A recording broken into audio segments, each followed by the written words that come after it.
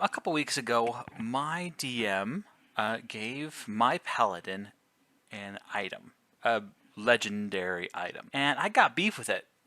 If I'm honest, we're playing a campaign, and we've been playing this for probably a good year or so. I'm playing a paladin. I'm the 2024 paladin. He's a Spider-Man, New Knight kind of hybrid kind of thing. And he took the oath of vengeance, and his story is that he died, and then as he's dying, he made an oath against the Empire for vengeance, and he was then spared. Right? He eventually meets his paladin patron. I know you don't have patrons, but in this setting we do. And he meets his patron, and he's given this item. So my paladin is being kind of torn between the good and the evil goddesses, and they're trying to fight over him, right? So my DM gives me this item. It calls it the Mirror of Truth. And the first thing he said was, I'm not giving you this item to control you or to take away your agency. And that alerted me right off the bat. I'm like, oh, so you want to control me, but let's just see what the item is. I'm going to show you the item, and what I'm gonna do is I'm gonna take this item, and I spent a good portion of my day taking it apart, taking the idea of it, and pulling it apart, and then putting it back together in a way that is more rewarding. So, with nothing better ado, let's get into it. Here is the Mirror of Truth. This is the item that my DM gave me a couple weeks ago. What I'm going to do is I'm going to read it, and then I'm going to kind of dissect it and tell you the things I don't like about it, because I can tell that this item was created with AI, and my DM didn't bother to fix anything. He just probably put an idea in there,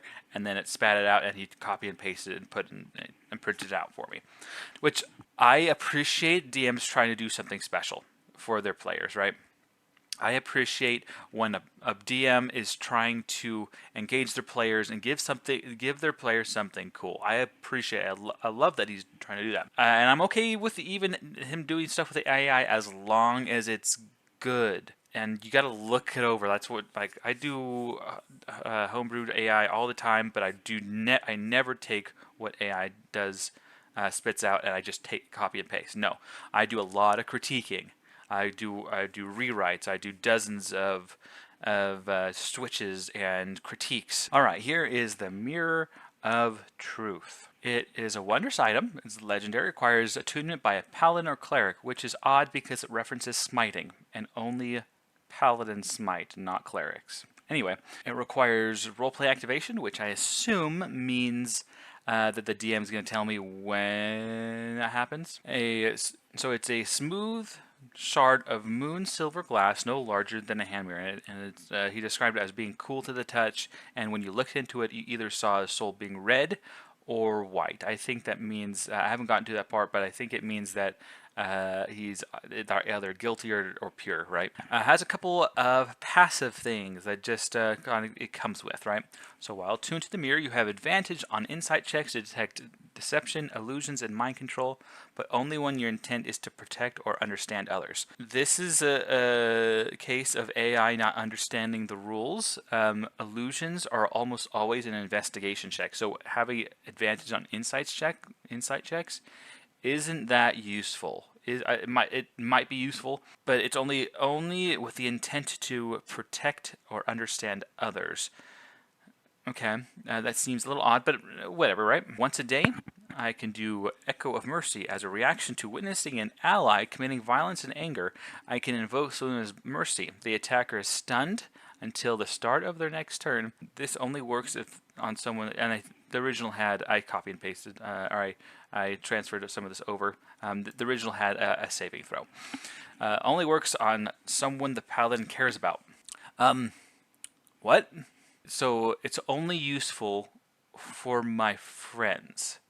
So I'm punishing my friends for role-playing, for playing the game. It's not somebody I don't care about. I can't stun anybody I don't care about. It's only someone I do. Next one. And what I think is odd too is this is Echo of Mercy once a day, and Lunar Judgment once per long rest, which I'm like, can we consolidate? Why are we doing two different types of, anyway, why are we not doing charges, or why are we not doing, at least consistency? You can once a day or once for a long rest. I know they're slightly different, but why? All right, Lunar Judgment. As an action, hold up the mirror to a creature within 30 feet. That creature must make a charisma save. On a failure, the target is affected by the zone of truth.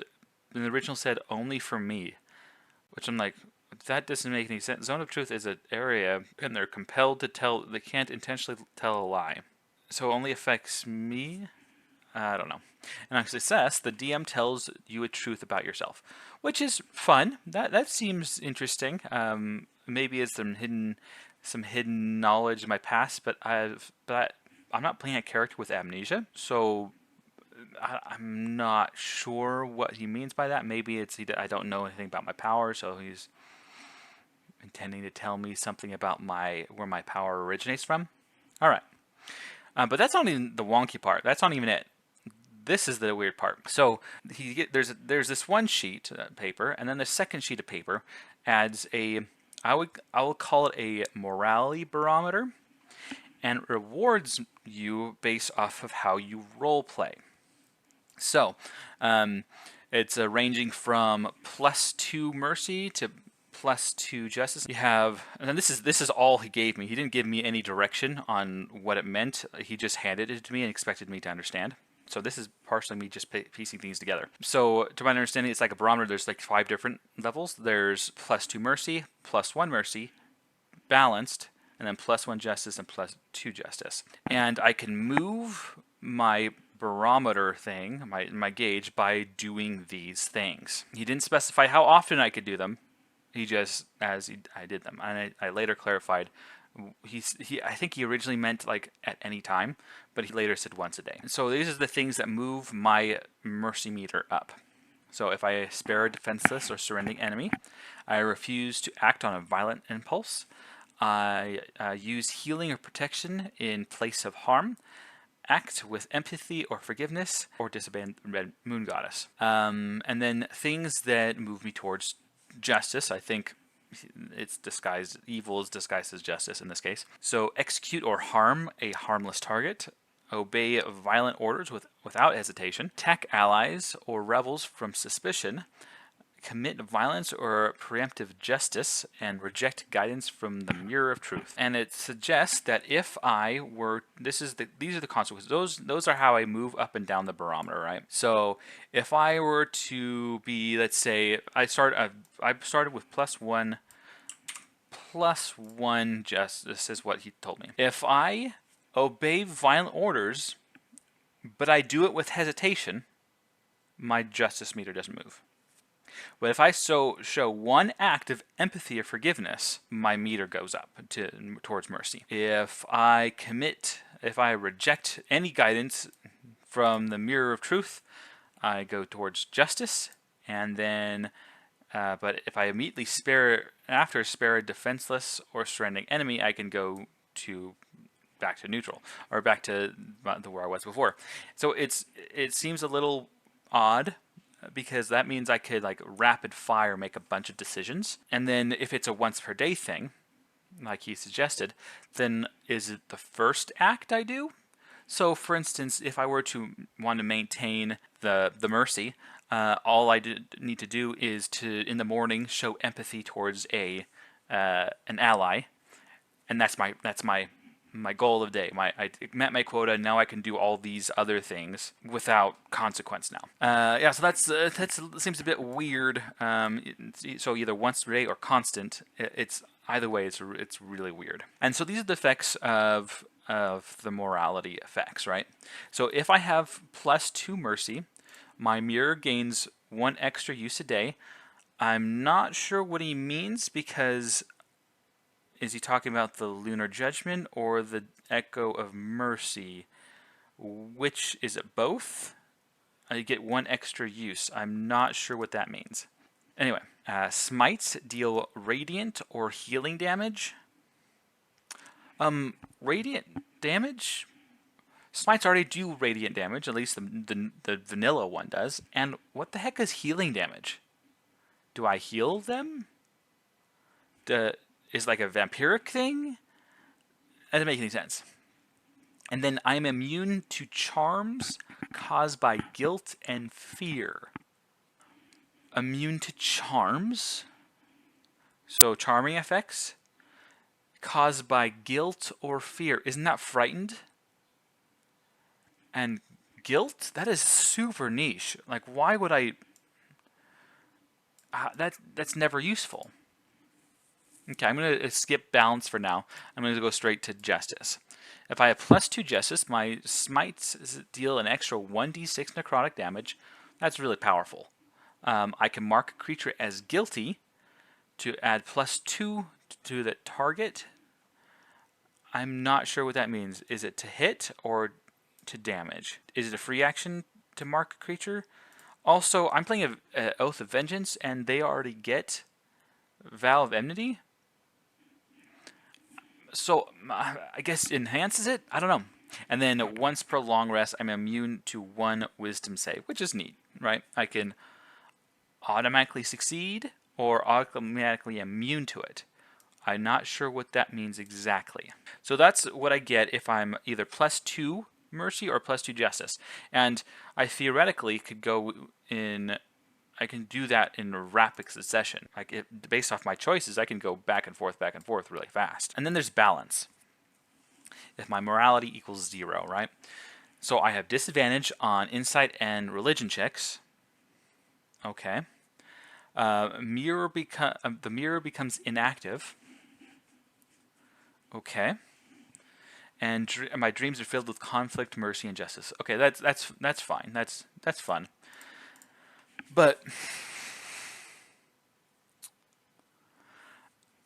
so Uncle Iroh in the Last Airbender, he talks about how balance is healthy for a person, right? For a soul, right? And maybe it's this. Maybe this item is suggesting that I haven't found peace in that balance yet. Okay, but since it's so easy to go up and down in the morality barometer, I can now just randomly have disadvantage on insight and religion checks, and it becomes inactive. So I'm not a huge fan of that. Needless to say, it's not my favorite. So I spent the good part of the day to fix all up. So I had a couple notes on DM and my DM said, "Hey, maybe you can just do your own thing, right? If you don't like it, why don't you help me come up with something?" So this is my attempt to come up with something. So there are several things I did not like about the original. I don't like that I have to that I'm encouraged to manipulate my friends, the other players. I don't like how your morality is constantly fluctuating based off each individual choice you make, and I don't like how he's trying. It feels like the DM's trying to get me to make certain choices, because being in justice is very good. Getting 1d6 to my smites, very good. So, and then the mercy is kind of very weak. So here's my attempt to eliminate all of those problems in a way that is mechanics that lead to roleplay. Okay, so the Mirror of Two Moons. It's a wondrous artifact, might be just as legendary. Requires attunement by a paladin, which I am. A silvered mirror, cold as midnight, split by a jagged crimson vein. It reflects not your face, but your path. Bound to the twin lunar deities, this relic reveals the nature of the soul. When gazed into, the mirror does not show your reflection, but the color of the essence within, white or red. At the end of a long rest, you may choose to align yourself with one aspect of the mirror: mercy, justice, or balance. This aspect lasts until you next choose a new one. So mercy, if you choose mercy, this is what you get. Mercy, and this is just kind of flavor text, mercy is not weakness, it is restraint, wielded by the strong. While you embody mercy, you have Calm the Tempest, Stay Your Hand, and Healing Radiance. So Calm the Tempest is you always have calm emotions prepared. Once per long rest, you can cast it without expending a spell slot. That encourages you to to slow things down, to keep things from getting violent, right? Stay your hand. When you reduce a creature to 0 hit points with an attack and you choose to knock them unconscious instead of killing them, regain 1 expended first level spell slot. This encourages healthy roleplay. This is rewarding. Hey, you didn't kill the dude. Perfect. Here's a reward. And then finally, healing radiance. And you only get this if you maintained mercy for 7 days or more, so for a week or more. So your lay on hands pool increases by a number of hit points equal to your paladin level times 2. So essentially, your paladin, your lay on hands pool becomes equal to 7 times your paladin level instead of 5. So that's mercy. This aspect encourages you to be more life-centered and more sparing with your opponents, and to calm things down, right? For much more encourages, but just my mechanics is encourage you to do good things. And then we have justice. Flavor text: those who beg for mercy knew the blade was coming. When you embody justice, dreadful judgment. You have dreadful judgment, final sentence, and vengeful smite. Dreadful Judgment says, you always have Wrathful Smite prepared. Its spell DC increases by +2 while this aspect is active.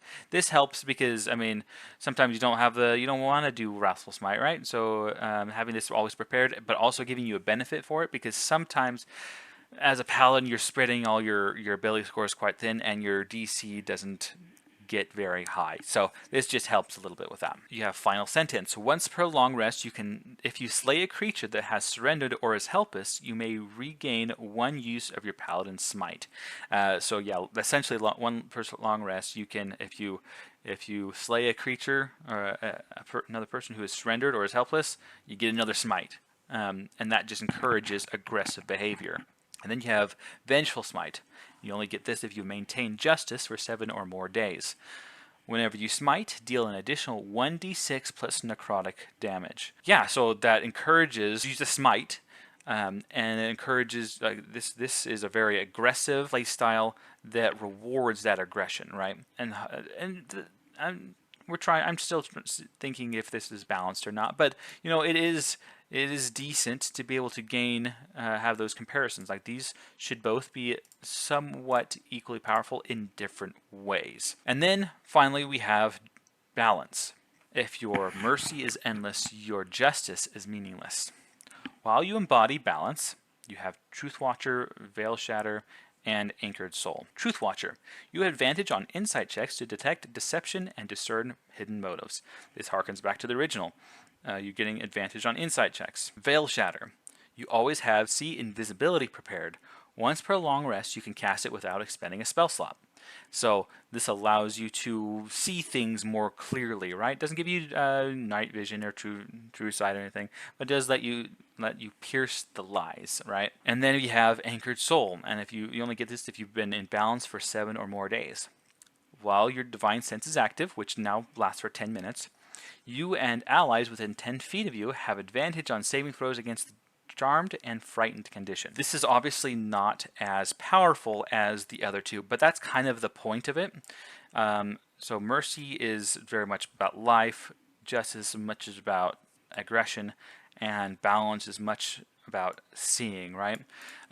So if I take this, I'm encouraged to choose the aspect that most aligns with my character's alignment, right? The rewards for choosing mercy are better than choosing the rewards for balance.